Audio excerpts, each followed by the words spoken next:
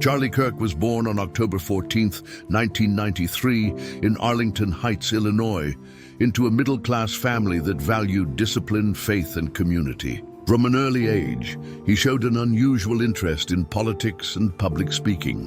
While other kids focused on sports or entertainment, Charlie found himself drawn to history books, debates, and the idea of America's founding principles. He grew up believing in personal responsibility, patriotism, and the role of faith in daily life. These values would later become the backbone of his activism. As a teenager, Charlie attended Wheeling High School. Unlike many of his peers, he did not follow the typical academic path. College was never his true calling. Instead, he felt a fire within him to get directly involved in the political and cultural debates shaping his country. That decision would change his destiny. At just 18 years old in 2012, he co-founded an organization that would later become one of the most powerful youth movements in the United States. Turning Point USA began small, with Charlie and a handful of young activists trying to gain attention on college campuses. At first, they were ignored, laughed at, and even silenced by opposition groups. But Charlie had persistence.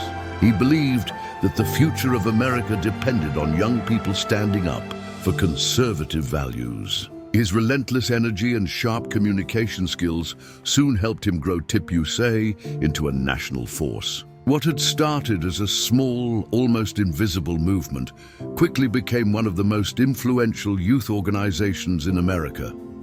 Charlie's style was different. He didn't just give speeches, he electrified crowds. His words carried both conviction and defiance. He challenged progressive ideologies, stood firmly against socialism, defended free markets, spoke passionately about Christian values, opposed abortion, and strongly supported the Second Amendment. This combination made him one of the most followed conservative voices of his generation.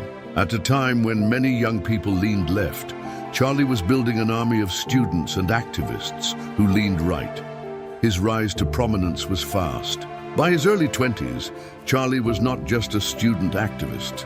He was appearing regularly on Fox News, speaking at rallies, and writing books that inspired young conservatives. The Charlie Kirk Show, his podcast, grew into a platform followed by millions. Politicians began to take notice, and by his mid-20s, Charlie had become a trusted ally to many high-profile Republican leaders, including former President Donald Trump.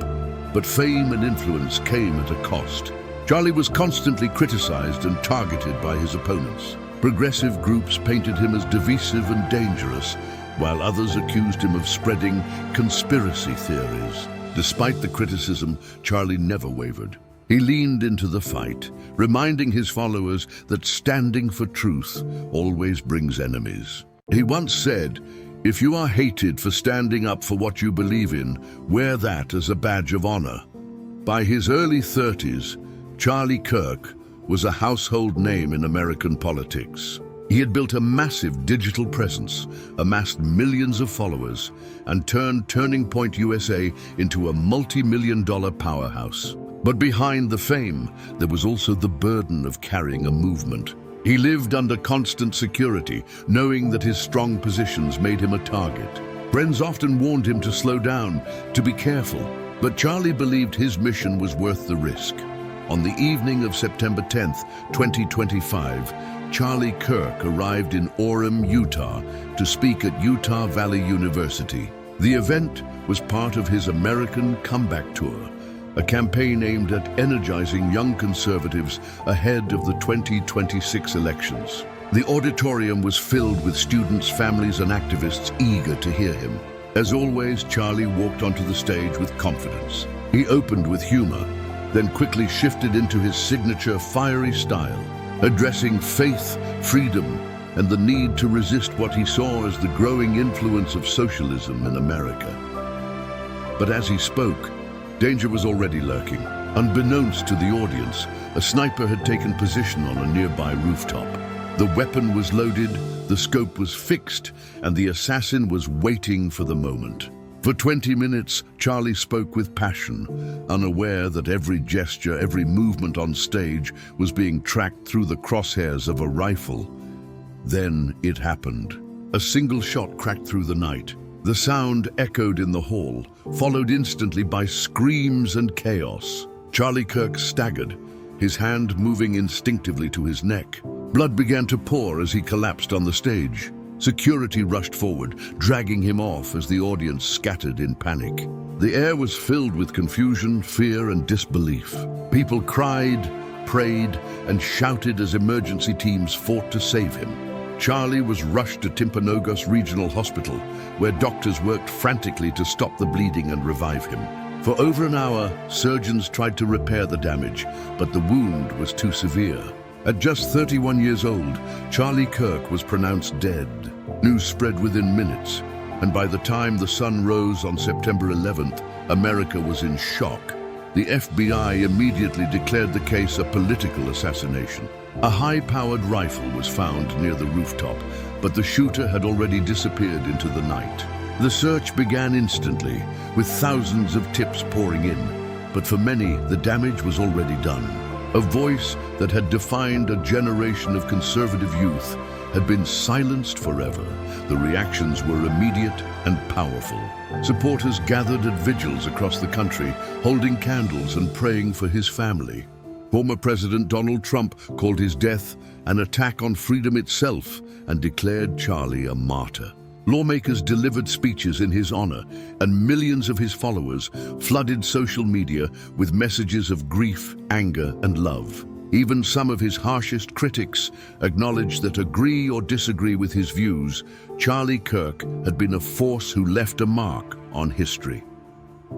Charlie's funeral was attended by thousands. Politicians, activists, celebrities, and ordinary Americans came together to say goodbye. In a moving tribute, his family remembered him not as a firebrand, but as a loving son, husband, and friend who believed deeply in God and in America. His casket was draped with the American flag, and as the final words were spoken, many wept, realizing that a young life, filled with both controversy and conviction, had been cut short. But Charlie's legacy did not die with him. Turning Point USA vowed to continue his mission. His books, speeches, and podcasts remained online, reaching millions even after his death. For many, he became a symbol of courage, someone who dared to stand against the tide, no matter the cost. His story was no longer just about politics. It had become a story of sacrifice, conviction, and the ultimate price paid for speaking one's truth. Even in death, Charlie Kirk continued to influence debates across America. His assassination became a flashpoint, raising questions about political violence, freedom of speech, and the dangers of a divided nation. Some called for unity, others doubled down on the battles he fought.